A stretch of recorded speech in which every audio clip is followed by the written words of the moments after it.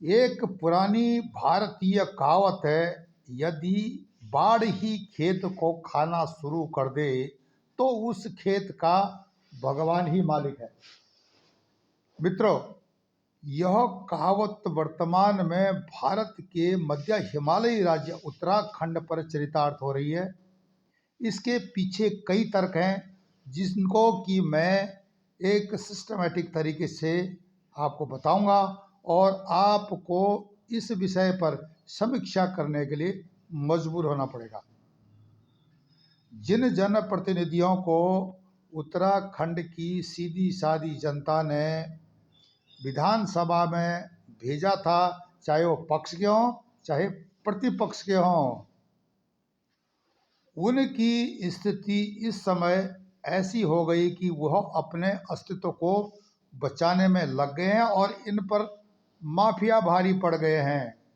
साफ दिखाई दे रहा है कि जो अवैध कारोबार करने वाले लोग हैं वे खुश हैं और उनमें वे लोग भी हैं जो कि अवैध कारोबार करते करते सत्तासीन हो गए हैं। हरिद्वार के एक निर्दलीय विधायक का जो विषय चल रहा है और उस पर जो मुकदमे चल रहे थे उत्तराखंड के हाई कोर्ट में, उसको उत्तराखंड की सरकार जो है विड्रॉ कर रही है। यह बात सोशल मीडिया से हमको पता चली है। आज एक नेता दूसरे नेता को बचाने के लिए इसलिए आगे आ रहा है ताकि उनका जो नेटवर्क एक्सपोज न हो, दिखाई न दे। अब बात जो भी रही हो, इसमें जनता ठगी जा रही है कि जिसने हमारे सक्षम नेतृत्व, जो भारत के सक्षम नेतृत्व को वोट दिया था, अब सक्षम नेतृत्व से यहाँ उत्तराखंड की जनता अनुरोध कर रही है बार बार कि इस जो है कुकुर झगड़े को बंद करो और हमको विकास दो, जिस प्रकार की आपने इनको दिशा निर्देशन दिया है। उत्तराखंड की जनता क्या चाहती है? अपराध मुक्त राज्य, भ्रष्टाचार मुक्त राज्य। इसको लाने के लिए अभी हमको बहुत मेहनत करनी पड़ेगी, बशर्ते उन नेताओं का धन्यवाद है जिन्होंने कि इन भ्रष्टाचार वाले प्रकरणों को सामने लाने में पत्रकारों की मदद की, सोशल मीडिया एक्टिविस्ट की मदद की और जनता को जागरूक कराया कि तुम्हारे जो जनप्रतिनिधि हैं वो अपनी अधिक सोचते हैं, तुम्हारी नहीं सोचते हैं। इसीलिए तो इस प्रकार के नेताओं के रहते हुए, इस प्रकार के जनप्रतिनिधियों, समाज सेवियों के रहते हुए भारत में जिहादी गतिविधियां सक्रिय रहीं। और हाल ही में जो श्रद्धा नाम की एक लड़की है, उसको किसी जिहादी ने 35 टुकड़े कर दिए। उनसे क्या, 35 टुकड़े से पहले भी जो है एक बहुत बड़ी लिस्ट जो है सोशल मीडिया में चल रही है, जिसका जिक्र करूंगा आगे, कि किस प्रकार से जो काफिरों की बेटियां हैं वो जिहादियों के सामने मूर्ख बन रही हैं और उनका किस प्रकार से जो है शोषण के साथ कत्ल भी होते रहा है। बहुत लंबी लिस्ट है, बहुत बड़ी सूची है। और एक ही समाज के, एक ही समुदाय के लोग इस अपराध में संलिप्त हैं।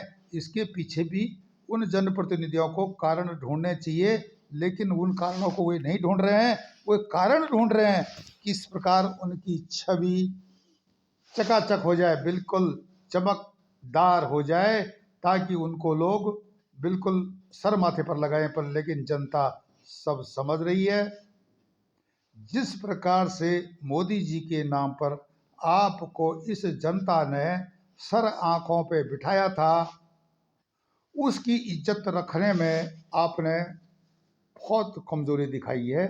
अभी भी समय है, वापिस आ जाओ, यथा स्थिति बना लो। जो तुम्हारे पिछले घपले हैं उनको बंद करो और जो वास्तविक अपराधी हैं उनको जनता के सामने लाओ, ताकि प्रशासनिक कार्रवाई उन पर देश कर सके।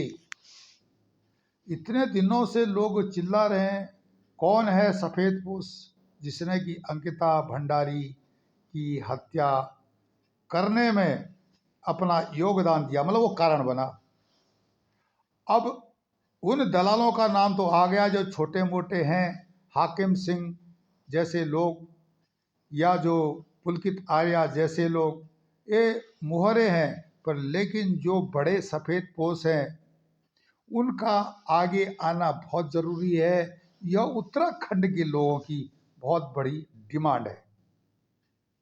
इसमें आप देख सकते हो कि सरकार के अंदर भी यह देखने को मिल रहा है कि वे उस सफेद पोष को बचाने का प्रयास कर रहे हैं, जिनके बारे में पहले से ही उत्तराखंड की जनता जानती है, लेकिन कोई प्रूफ नहीं है, कोई प्रमाण नहीं है सफेद पोष के बारे में। तो उसको उछालना सोशल मीडिया या पत्रकार जो लोग अपने अखबारों में लिखते हैं वे नहीं लिख सकते हैं या उसका पर्दाफाश नहीं कर सकते हैं। पता है। अब इसमें घेरे में कौन आ रहा है? घेरे में आ रहा है जो कि उत्तराखंड राज्य में सत्तासीन सरकार है, जिसको कि माननीय पुष्कर सिंह धामी जी चला रहे हैं। अब धामी जी को इस बात को ध्यान से सोचना पड़ेगा, जनमत कहाँ जा रहा है। यह बात सोचने वाली इसलिए भी है कि इस पर उत्तराखंड के जो भी युवा हैं, भविष्य की पीढ़ी है, यहाँ की समस्याएं सब जुड़ी हुई हैं। अब जो वादे थे, जिस आधार पर मैनिफेस्टो बना था, वह मैनिफेस्टो की बात तो अभी किनारे हो गई। पिछले एपिसोड में मैंने आपको बताया था, आए थे हरि भजन करने, ओट न लगे कपास।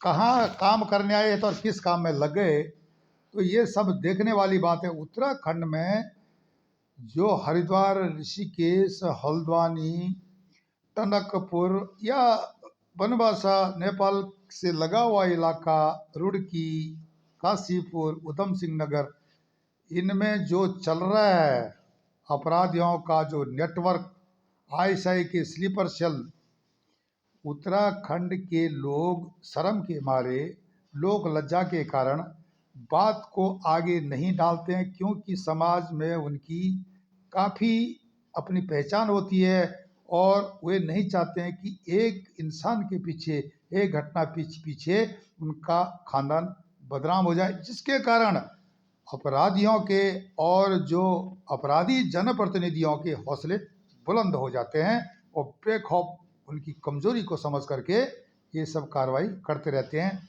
उत्तराखंड में बेटियों पर अन्याय, अत्याचार और जिस प्रकार से ह्यूमन ट्रैफिकिंग, महिलाओं के साथ उत्पीड़न जो चल रहा है, कई तो अब ज़्यादा बताने की जरूरत नहीं, कई महिलाएं भी ऐसी हैं जो कि महिला होने का गलत फायदा उठाती हैं। वो गलत है। इससे क्या होता है कि जो हमारे समाज में विरक्तियां और सामाजिक विघटन बढ़ता है, इसको लोग समझते हैं, सब समझते हैं।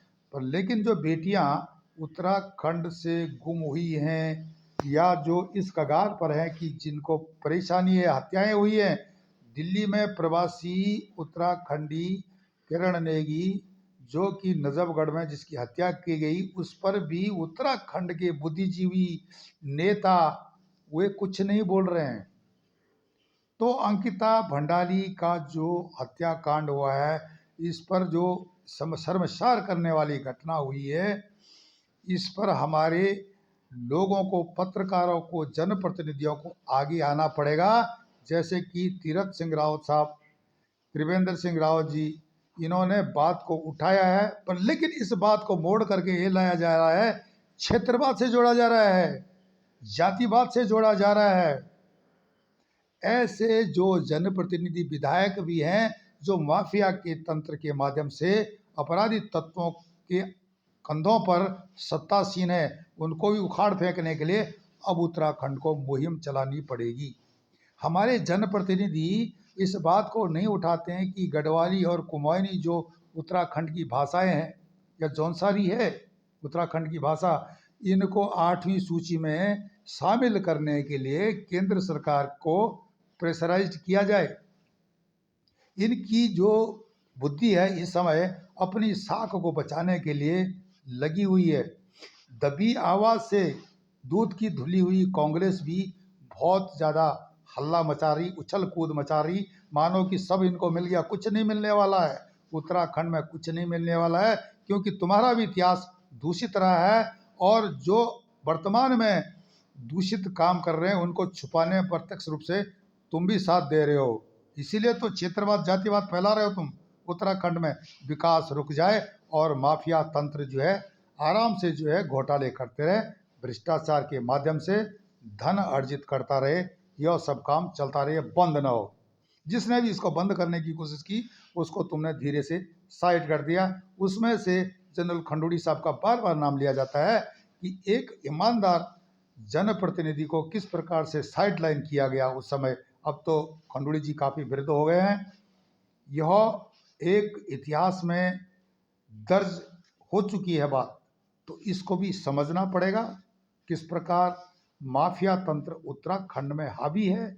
जनप्रतिनिधियों को इस पर ध्यान देना पड़ेगा। अब आप लगा लो, पूरे देश में मेरे पास एक लिस्ट है, सोशल मीडिया के माध्यम से लंबी चौड़ी लिस्ट आई हुई है कि भाई जो है लव जिहाद की जो उत्तराखंड में बेटियां शिकार हुई है उनकी जो है बात आगे नहीं निकलती है लोक लाज के कारण।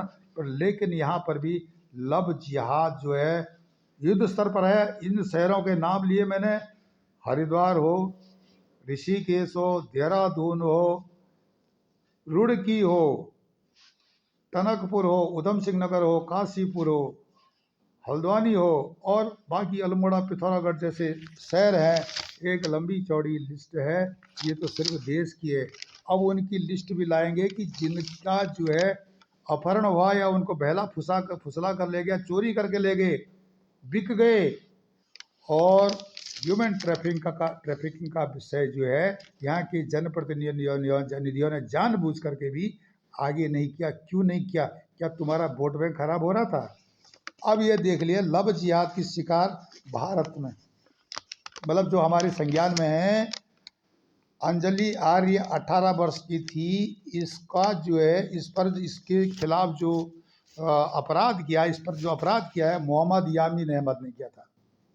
निकिता तोमर 21 वर्ष की थी, इसका अपराधी तौसीफ अहमद था। प्रिया 33 साल की थी। शमशाद जो नाम का जो है बंदा है, इसने, यही प्रिया ही नहीं कशिश भी थी एक लड़की, इसके ऊपर जो है आपराधिक जो इनकी हिस्ट्री है, मैं मोटे मोटे शब्दों में बता रहा हूँ। अंकिता सिंह 16 साल की थी, शाहरुख ने अपराध किया। मानसी दीक्षित 19 वर्ष की थी, उसको सैयद मुजम्मिल ने अपराध करके लव जिहाद का शिकार बनाया। नैना कौर 19 वर्ष की, शेर खान ने लव जिहाद का शिकार बनाया। नीतू 17 वर्ष की, लाइक खान ने इसको लव जिहाद का शिकार बनाया। तनिष्का शर्मा 20 वर्ष की, साहिल ने, शिवानी 20 वर्ष की, आरिफ खान ने, बबली राणा 24 वर्ष की थी, शहजाद ने, वर्षा चौहान 32 वर्ष की थी, वारिस ने, खुशी परिहार 19 वर्ष की थी, इसको अशरफ ने, प्रिया सोनी 21 वर्ष की थी, उसको एजाज अहमद ने, एकता देसवाल 19 वर्ष की थी, इसको शाकिब ने, और 29 वर्ष की हिना तलरेजा, जिसको अदनान नाम के जो अपराधी ने लव जिहाद का शिकार बनाया था। अंतिमा 27 वर्ष की थी, इसको रिजवान ने लव जिहाद का शिकार बनाया। नयनिका कुमारी 27 वर्ष की थी, इसको मिर्जा रफीक ने लव जिहाद का शिकार बनाया। श्रद्धा जो है जिसका केस अभी चल रहा है, इस पर जो है इसके टुकड़े किए गए 35 और उसके बाद इसको तकसीम किया गया जिंदगी से। तो यह इस पर लड़ने की बात थी। उत्तराखंड में यह बहुत चल रहा है। संज्ञान में आप पूछो तो कोई पत्रकार बोलता संज्ञान में लाओ। आप उत्तराखंड में बहुत सारी बातें, बहुत सारे केस हो चुके हैं। एक लंबी चौड़ी लिस्ट अगले वीडियो में उत्तराखंड की डालूंगा, जिसमें कि आप देख लेना कि क्या क्या वहाँ पर कैसे कैसे कांड हुए हैं। इस पर जो है उत्तराखंड के जनप्रतिनिधियों को बात करनी थी। अब कानून तो आप ले आए, लव जिहाद वाला है, ये धर्म परिवर्तन वाला एक प्रकार से बोल सकते हैं। धर्म परिवर्तन वाले को 10 साल की कड़ी से कड़ी सजा मिलनी चाहिए। अब ऑलरेडी कांग्रेस में 5 साल का धर्म परिवर्तन का है, तो 5 साल तुमने बढ़ा दिए भाई, अच्छी बात है, खराब बात नहीं, ठीक बात है, 10 साल बढ़ाए। पर लेकिन उससे पहले कानून के जानकार बता रहे हैं कि उनकी जो धर्म परिवर्तन करने वालों की जमीन को, प्रॉपर्टी को नीलाम किया जाए, नेस्तनाबूद किया जाए, बुलडोजर एक्शन लिया जाए तुरंत। अगर एट द स्पॉट मुकदमा बाद में चलता रहेगा, नहीं तो वो क्या करेगा, मुकदमा जीतेगा कोर्ट में, अपनी प्रॉपर्टी को बेच करके चाहे कैसे भी उसको ऐड मिलती रहेगी जिहादियों से, तो वो अपने मुकदमे लड़ता रहेगा और उसके बाद जीत जाएगा। कुछ नहीं होता है, ऐसे अपराध चलते रहेंगे, बहुत सारे अपराध चल रहे हैं। तो उत्तराखंड के जनप्रतिनिधियों को इस प्रकार से विधानसभा में अपनी सरकार को प्रेशराइज्ड करना चाहिए, कांग्रेसियों को विशेषकर, कि एक्शन लो। पर लेकिन कांग्रेस इस एक्शन को नहीं लेती है। कांग्रेस आज भी गंगा जमुनी तहजीब पर है, आज भी भाईचारा का पाठ पढ़ाती है और इसमें गरीब लोग इसका चारा बन रहे हैं। अब इन जिहादियों से तो ठीक है, इनकी हमने कहानी बता दी, पर लेकिन जो विदिन गवर्नमेंट के अंदर जो बैठे हुए हैं काली भेड़ें, जो कि शिकार बना रहे हैं बेकसूर कमज़ोर लोगों को, गरीब लोगों को अपना शिकार बना रहे हैं हवस का। जगह जगह तुम्हारे मुजरे खाने खुले हुए हैं मुगलिया तौर तरीके से, इस पर भी अब तुम संज्ञान नहीं लेते हो, तो डेफिनेटली जनता संज्ञान लेगी। ये मेरे विचार नहीं है, ये उत्तराखंड की गली गली नुक्कड़ नुक्कड़ में ये बातें चल रही हैं। मैंने तो आपको इस प्लेटफॉर्म से, सोशल मीडिया प्लेटफॉर्म से आपको कन्वे किया, यूट्यूब के माध्यम से, इस वीडियो के माध्यम से कन्वे कर रहा हूँ भाई, ये बातें चल रही है। तो आप इन चीज़ों को संज्ञान में लें, अपनी पहचान को बचाएं, और जो बाढ़ है वो खेत को न खाए, जिससे कि खेत भी बचा रहे और बाढ़ की इज्जत भी बची रहे।